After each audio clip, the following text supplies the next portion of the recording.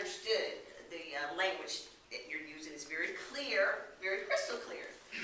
And what you told the stories, multiple stories that you gave us about the Super Bowl bet of how you met how you won your wife.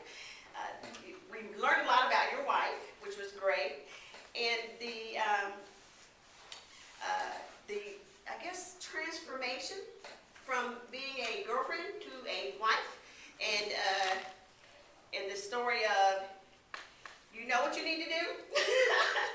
So that was a pretty comedic. So I like the idea that you brought in humor into what could be a serious kind of topic to some people, especially when you're training your husband.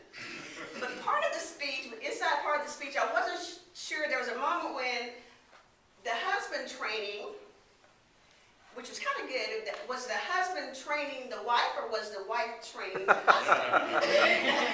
It's a little mixture there. And of the stories, I guess if you did such a great job, it's very hard to recommend any changes or to say anything that was not the way it should be because you have perfect ending and perfect beginning.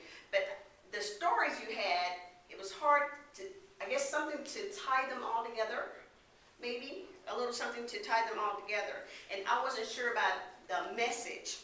So the message of the husband training, which probably what I took away with the message was there's a right way to train and there's a wrong way to train.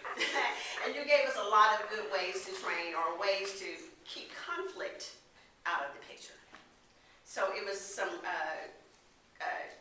very good ideas that people could learn along the line of knowing how to be in a relationship without having confrontation, without having conflict, and with bringing about peace. So that could be the message.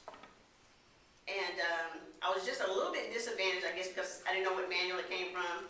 But I really enjoyed your speech. I learned a lot from it. It was educational, inspirational, and I look forward to your next speech. Thank you.